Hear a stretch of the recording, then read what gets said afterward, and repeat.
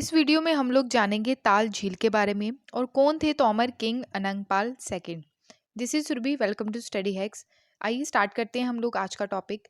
Anangtal lake. Anangtal lake जो है ये रिसेंटली अभी मिनिस्ट्री ऑफ कल्चर उनके द्वारा एक ऑर्डर दिया गया है कि हमने इस लेक को क्या करना है, रिस्टोरेशन करना है। रिस्टोरेशन के बारे में अगर जाने तो यहाँ पे मैंने मलचा महल के बारे में भी डिस्कशन किया था जो दिल्ली में ही है, उसको भी रिस्टोर करने की अभी बात की गई है। तो ये हिस्टोरिक अनंगताल लेक है जो साउथ दिल्ली में सिचुएटेड है। इसको अभी मिनिस्ट्री ऑफ कल्चर के द्वारा रिस्टोरेशन करने की बात की गई है। उसके अलावा यहाँ पे बात करें, national monuments authority and archaeological survey of India के द्वारा उनके जो ऑफिशियल्स हैं उनके द्वारा बोला गया है कि एक्सपीडाइट कन्वर्जेशन वर्क किया जाएगा इस साइट को लेकर एंड डिक्लेयर करने की बात की जाएगी एक नेशनल मोनूमेंट। लेक जो है ये सिचुएटेड है मेहरूली दिल्ली में और क्लेम किया गया है कि इसको क्रिएट कब किया गया, 1060 एडी में by Tomar king Anangpal second के द्वारा। और ये इनके द्वारा इस्टेब्लिश किया गया और बोला जाता है कि इनके द्वारा दिल्ली दिल्ली जो हमारी यूनियन टेरिटरी है, तो इसको भी इस्टेब्लिश किया गया 11th सेंचुरी में। किसके द्वारा? अनंग जो है यानी कि तोमर किंग अनंगपाल के द्वारा। ओके, तो मिलिनम ओल्ड अनंगताल जो है significance beginning of the Delhi, यहाँ पे बात की गई है। उसके अलावा यहाँ पे बात करें कि अनंगताल जो एक स्ट्रॉन्ग राजस्थान कनेक्शन रहा है, यानी कि अनंगताल का राजस्थान से एक मजबूत संबंध रहा है क्योंकि महाराजा अनंगपाल को पृथ्वीराज चौहान के नाना के रूप में माना जाता है, जिनका किला राय पिथौरा एएसआई की सूची में है, यानी कि यहाँ पे आर्कियोलॉजिकल सर्वे ऑफ इंडिया जो है उनकी सूची में इनके किले को रखा गया है। आई होप आपको इतना क्लियर हुआ होगा। अब बात करते हैं कि अनंगपाल सेकंड कौन थे। क्लियर? तो अनंगपाल सेकंड जो थे, जिसे अनंगपाल तोमर के नाम से जाना जाता है, तोमर वंश के थे, यानी कि तोमर डायनेसिटी से भी बिलोंग करते थे।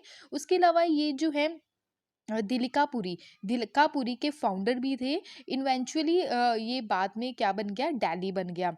एविडेंस जो मिले हैं, यानी कि कुतुब मीनार से सटी मस्जिद कुवातुल इस्लाम के लोहे के स्तंभ पर दिल्ली के प्रारंभिक इतिहास के शास्य खुदे हुए हैं। मल्टीपल इंस्क्रिप्शंस यहाँ पे देखने को मिलते हैं और कॉइन्स भी यहाँ पे मिले बहुत सारे। ठीक है, जो सजेस्ट करते हैं कि अनंगपाल जो तोमर थे यहाँ के रूलर थे, अगर present day Delhi and Haryana की बात करें। ठीक है, तो यहाँ पे between 8th and 12th centuries की बात हो रही है। उसके अलावा यहाँ पे उन्होंने खंडहरों से शहर का निर्माण करवाया था और उनकी देखरेख में अनंगताल जो छावली थी, बावली जिसको हम बोलते हैं, ठीक है, जो अनंगताल बावली थी और लाल कोट का निर्माण भी करवाया गया था। अनंगपाल तोमर सेकंड सक्सीड किसके द्वारा किए गए, यानी कि उनके जो ग्रैंड सन थे पृथ्वीराज चौहान। ठीक है, तो ये आप लोगों ने याद रखना है कि पृथ्वीराज चौहान के क्या थे, ये नाना थे। क्लियर? तो फिर पृथ्वीराज चौहान जी जो थे यहाँ पे गद्दी पे बैठे। दिल्ली सल्तनत जो है इस्टेब्लिश किया गया कब, 1192 में, आफ्टर पृथ्वीराज चौहान के द्वारा जो डिफीट हुआ बैटल ऑफ तरेन। आप मेरे को बताया कि बैटल ऑफ तरेन कब यहाँ पे ये बैटल हुई थी, जो आज के टाइम में प्रेजेंट डे है हरियाणा। ठीक है, तो तैरेन जो है ये हरियाणा में यहाँ पे देखने को मिलती है, जो जगह है बाय द गुडिड फोर्सेस। की पॉइंट्स की हम लोग बात करें कि की पॉइंट्स कुछ तोमर डायनेसिटी के। तोमर डायनेसिटी की पॉइंट्स है कि तोमर राजवंश उत्तरी भारत के छोटे प्रारंभिक मध्ययुगीन शासक घरों में से एक है। पुराने जो एविडेंस मिले हैं, राइटिंग यानी कि रिटर्न में जो एविडेंस मिले हैं, वहाँ पे हिमालय क्षेत्र में अपना प्रारंभिक स्थान देते हैं। वर्तिक परंपरा के अनुसार राजवंश 36 राजपूत जनजातियों में से एक था। हिस्ट्री की बात करें, हिस्ट्री ऑफ द फैमिली, जो परिवार का इतिहास था अनंगपाल के शासन काल के बीच की अवधि तक फैला है, जिन्होंने 11th जो सेंचुरी थी, ठीक है, तो यहाँ पे दिल्ली शहर की स्थापना की थी और 1164 में चौहान जिसको चहमना बोला गया साम्राज्य के भीतर दिल्ली को शामिल किया गया था। क्लियर? तो दिल्ली काफ़ी ज़्यादा इंपॉर्टेंट एरिया रहा, दिल्ली सिटी को फाउंड किया गया इनके द्वारा। ये काफ़ी ज़्यादा इंपॉर्टेंट की पॉइंट्स हैं, ये आप लोगों को याद रखने हैं। उसके अलावा यहाँ पे Delhi subsequently become decisively a part of Chauhan kingdom, यानी कि यहाँ पे दिल्ली के बाद में निर्णायक रूप में चौहान साम्राज्य का हिस्सा बन गया। सिक्कावाद और तुलनात्मक के रूप से देर से साहित्यिक साक्ष्य इंगित करता है कि अनंगपाल और मदनपाल जैसे तोमर राजाओं ने सामंतों के रूप में शासन करना जारी रखा। संभवत 1192-93 में मुसलमानों द्वारा दिल्ली की अंतिम विजय तक। क्लियर? यानी कि यहाँ पे जब ये इनका रूल था तब तक दिल्ली को पूरे कंट्रोल में था।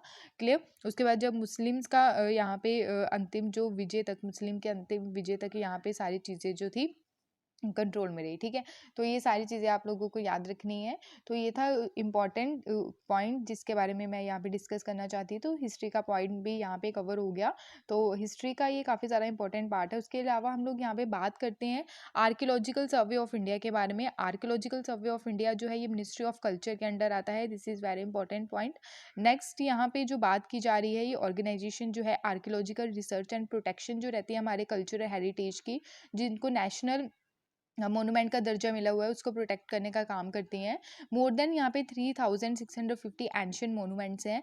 आर्कियोलॉजिकल साइट्स जो है रिमेन ऑफ नेशनल इंपॉर्टेंस का दर्जा दे रखा है। और उसके अलावा एक्टिविटीज़ जो रहती है जिसमें इंक्लूडेड है equitarian remain exploration excavation of archaeological survey जो साइट्स हैं। क्लियर? उसके अलावा कंजर्वेशन का काम करती है, मेंटेनेंस का काम करती है, जो हमारे प्रोटेक्टेड मॉन्यूमेंट्स हैं।